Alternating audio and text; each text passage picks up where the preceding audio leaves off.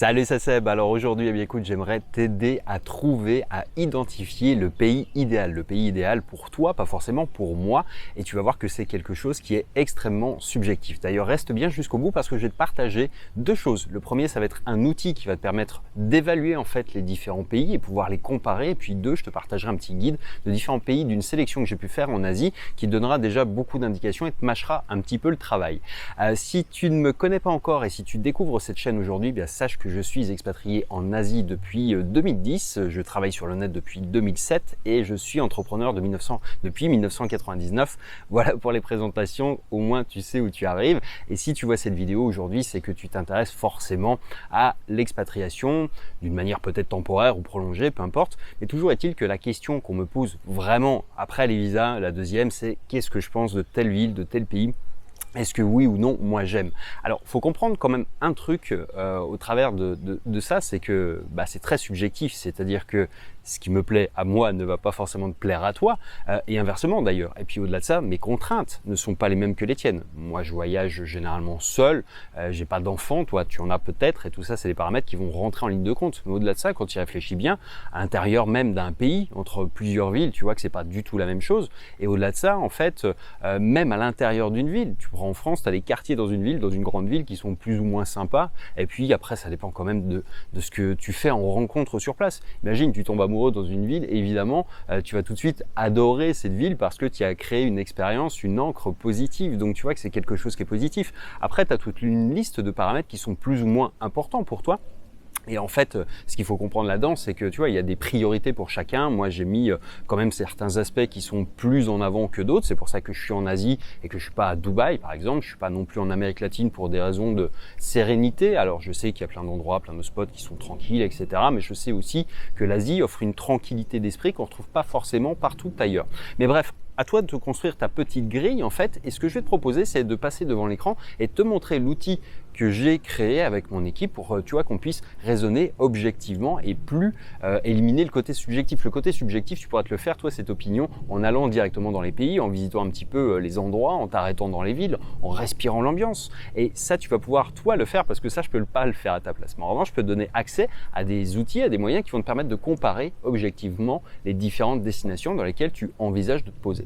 Bref, on se rejoint tout de suite devant nous. Ce que j'ai prévu pour toi, c'est un petit outil qui va te permettre déjà d'établir la liste de tes critères. Je vais revenir un peu, je t'explique très vite et je te montre comment est-ce que tu vas pouvoir l'utiliser pratiquement parlant. Donc, tu as ta liste de critères. Alors, évidemment, tu peux en remplacer certains parce que j'ai pas pu tous les envisager. C'est les miens, c'est ceux qui sont le plus importants, encore une fois. Mais surtout, tu vas introduire une pondération. Tu vois que par exemple le climat pour moi j'ai mis sur 5. Le coût d'installation c'est pas forcément celui qui est le plus important pour moi. De la même manière le coût de la vie c'est pas celui qui est forcément enfin tu vois en premier lieu pour moi. École pour les enfants, ça je m'en moque parce que j'ai pas d'enfants, mais pour toi ça peut être très important parce que tu en as justement. Donc tu vois qu'il y a tous ces aspects là que tu vas pouvoir mettre dans la balance et ensuite tu vas me dire ouais c'est bien sympa mais comment est-ce que je remplis tout ça si je me déplace pas dans ces éléments? Eh bien je t'ai prévu en fait un autre tableur sur lequel on travaille et on va continuer à le faire évoluer en fait, sur lequel on a accès les pays, les choses, et puis tu vas avoir accès donc à des éléments qui te permettent de connaître le coût de la vie, les éléments de vie sur place, l'histoire, et puis toute la partie fiscale. Donc comme ça, tu as une vision objective en fait de ce que un pays ou une ville peut ou non t'apporter, de ce que tu peux en attendre, et je vais te montrer en fait où ça t'emmène. Donc un exemple très simple, ça va être voilà, là on est sur un site qui te permet de connaître. Alors encore une fois, c'est pas un relevé de l'INSEE local, ça n'existe pas dans plein de pays, c'est des gens qui sont installés sur place qui vont envoyer des données pour voilà alimenter une base comme ça. Et donc un budget pour Chiang Mai, c'est entre 16 000 bahts par mois et 59 000 bahts pour une famille avec 4 enfants. Mais bon, après, encore une fois, ça te donne un aperçu, mais ce qui est intéressant, c'est que ça te permet de comparer les différents endroits. C'est-à-dire que même si le truc, il est pas parfait, parce que tu as toujours quelqu'un qui va dire, ouais, mais ça, c'est la version bas de gamme, ça, c'est la version, ça, c'est quand tu vas acheter à tel endroit, ça, c'est quand tu vas acheter à tel endroit, peu importe. Après, tout le monde, disons que les chiffres se lissent et ça te permet d'avoir une moyenne. Là, c'est basé sur une moyenne, c'est pas basé sur le relevé d'une personne. Donc, ça te donne déjà quand même des idées assez précises de la répartition de ton budget. Et puis surtout, l'avantage, c'est que tu peux avoir une vision comme ça que tu vas pouvoir comparer. C'est-à-dire que les budgets, ils sont en monnaie locale, là, pour le coup. Et donc, à charge pour toi de les comparer, reconvertis dans ta monnaie de référence. Si c'est l'euro, si c'est le dollar, bon, bah voilà, comme ça, en fait, tu as une vision qui est toujours objective parce que t'es pas sur un référent, tu vois, par exemple, si tu raisonnes entre l'euro et le baht, tu vas forcément avoir de la déperdition parce que les monnaies fluctuent les unes par rapport aux autres et donc ton pouvoir d'achat en tant qu'expatrié varie aussi. Donc c'est intéressant de toujours avoir comme référence le coût en monnaie locale. Après, la monnaie, de toute façon, tu peux pas y faire grand-chose qu'elle fluctue. Enfin, il y a des éléments pour se protéger, mais c'est pas ça qui est le plus pratique à calculer d'entrée. Donc il faut juste poser en fait les bases. Tu vois, ces éléments-là. Ensuite, on a d'autres ressources, celle-ci par exemple, qui permet en fait d'avoir du retour, du feedback de gens qui sont installés ou qui sont passés. Alors encore une fois, l'intérêt c'est plus il y a de données et plus c'est intéressant parce que ça moyenne un peu les avis, ça tempère un peu les avis, ça donne une vision qui est plus objective. Donc là, on est sur quelque chose où tu vas connaître un petit peu la vitesse de l'internet, les températures. Alors tu vois, il y a des gens qui disent 32, c'est trop chaud. Bon, faut voir, c'est relatif. Après, la qualité de l'air, par exemple, ça rentre dans mon truc de pollution. La sécurité, la densité de personnes. Est-ce que c'est facile pour marcher? Tu vois, il y a des critères que tu peux pas connaître, sauf si tu t'y es déjà déplacé. Bon, après, il faut aussi garder un peu de mesure par rapport à ça, c'est-à-dire que ça te permet d'avoir une vision globale, ça te permet d'avoir quand même, tu vois, un retour qui est vraiment concret, ça te permet d'établir une shortlist finalement, mais ça te dispense pas, au contraire, d'y aller. Ensuite, tu vois, moi j'ai mesuré pour m'amuser 5 options, donc j'ai pris Bangkok, Chiang Mai, l'Estonie, Dubaï et Panama, et tu vois qu'en fait, selon mes critères à moi, encore une fois, c'est mes critères, ça veut pas dire que c'est une vérité absolue. Pour toi, ça pourrait être très bien l'Estonie qui va être très très loin devant Chiang Mai, ou ça peut être Dubaï ou Panama, peu importe. Ça dépend de tes besoins, de tes envies, de choses qui sont personnelles. Donc, ne regarde pas mes notes en me disant oui, mais j'ai tort. Non, j'ai pas tort, j'ai raison dans mon système, comme toi, tu auras raison dans ton système parce que c'est ta propre vision de tes propres priorités, de ce que tu aimes, de ce que tu détestes ou de ce que tu as besoin d'avoir sur la main. Exemple typique, c'est école pour les enfants, je m'en fous, j'ai pas d'enfants, donc pour moi c'est pas important, donc c'est un critère qui vaut rien.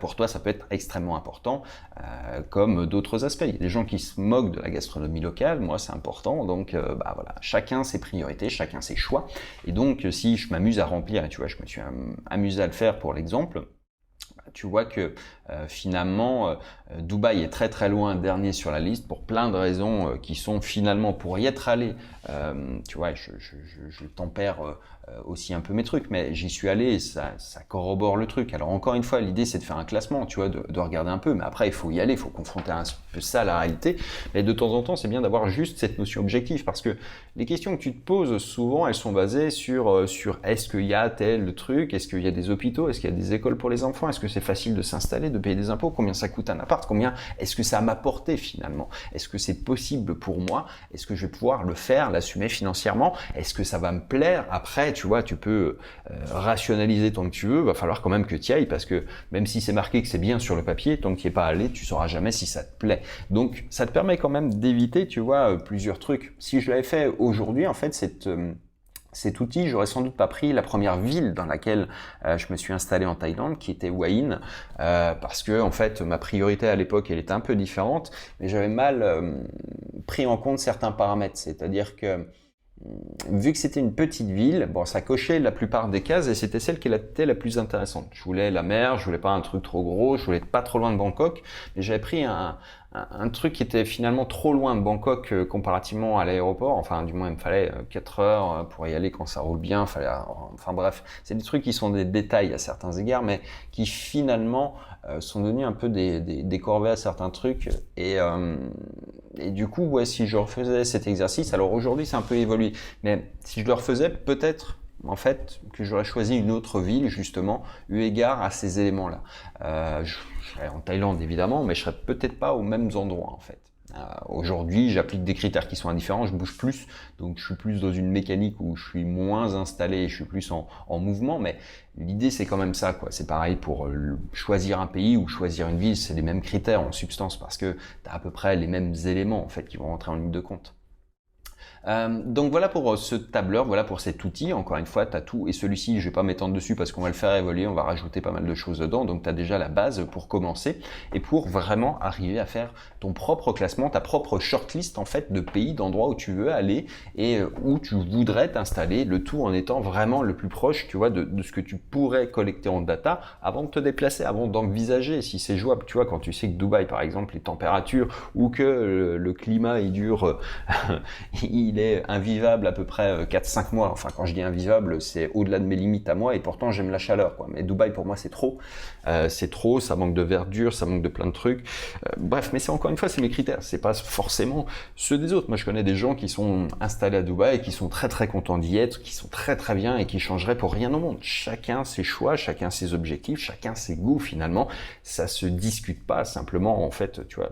Cet outil va te permettre d'éviter de me poser la question et que je te donne un avis qui est le mien, qui est subjectif sur un pays, sur une ville, sur un truc. Parce que là, en fait, tu vas pouvoir le faire toi-même et les comparer objectivement. Après, pour la partie subjective, il ne restera plus qu'à y aller. Mais tu vois, même à l'intérieur, si tu prends des grosses villes, tu pourrais même comparer des quartiers quasiment parce que tu as des quartiers en fait où tu as un peu tout sous la main, mais c'est hyper dense, c'est hyper pollué, c'est hyper pénible parce qu'il y a beaucoup de circulation. Enfin, puis après, tu as des quartiers dans une ville qui sont forcément plus excentrés, qui sont plus au calme, mais qui sont moins faciles pour y vivre parce que tu n'as pas toutes les commodités à portée de main. Enfin, tu vois, c'est la même logique en fait qu'on applique tout le temps. Et donc, avec ça, tu peux éviter des erreurs d'aiguillage au départ qui peuvent être pénibles sur le long terme, tu vois. Mais bon, encore une fois, l'idée, c'est de te donner des outils qui vont te permettre, voilà, d'aller vraiment vérifier les premiers éléments. Ensuite, eh bien, avec ta top list, tu iras passer une semaine ou deux dans les villes, dans les endroits qui t'intéressent, afin de vérifier concrètement ce que ça raconte, parce qu'il n'y a pas d'autre moyen. Alors tu l'auras compris, en fait, cette histoire de pays idéal, ça n'existe pas. Pourquoi ça n'existe pas? Parce que déjà, il n'y a pas de pays idéal. Il y aura forcément toujours des concessions que tu devras accepter de faire. Tu abandonneras toujours quelque chose. Et l'idée, c'est de trouver la ville, le pays, l'endroit finalement qui matche le plus de cases et qui t'en laisse abandonner le moins, ou alors celles qui sont les moins importantes. Tu vois, pour moi, il y a des choses qui sont moins importantes que d'autres. C'est peut-être et certainement pas les mêmes que les miennes. Aussi, je t'invite vraiment à télécharger en fait cet outil. Tu vas pouvoir l'utiliser en ligne. Je te mettrai un lien dans la description qui va te permettre d'y accéder. Tu accéderas au comparateur aussi et tu vas pouvoir comme ça également accéder à une liste de 6 pays d'Asie qui va te prémâcher le travail. C'est-à-dire qu'on a fait un petit peu un travail de collecte d'infos qui va te permettre de savoir un petit peu sur quel budget tu peux passer. On a fait ça en monnaie locale parce que les cours varient beaucoup en ce moment avec l'euro et ça permet pour toi d'avoir une visibilité qui est un peu plus intemporelle et nous d'éviter de remettre tous les jours ou presque à jour un tableur comme ça. Bref, voilà pour cette partie-là. Encore une fois, si cette vidéo t'intéresse, eh bien, je t'invite à t'abonner à la chaîne puisqu'il y en aura pas mal d'autres dans ce type-là sur l'expatriation, à activer les notifications et puis également à me laisser un commentaire en me disant dans quel pays tu souhaiterais t'installer, si tu es déjà peut-être venu en Asie, si c'est là que tu vises, ou peut-être que toi tu es plutôt une personne qui vise, je sais pas, il y a l'Europe beaucoup aussi, et puis on parle beaucoup d'Amérique latine, donc tu vois, il y a des destinations, il y en a autant qu'il y a de pays a priori, ou presque, donc le choix est vaste. Après, à l'intérieur de chaque pays, tu as autant de villes que tu le souhaites, donc tu vois, même à l'intérieur même de la Thaïlande, tu as différents endroits que tu peux utiliser. Voilà, à vrai dire, tu vois, je suis dans un endroit, là, je sais pas si tu vas bien le voir, on a la rivière derrière.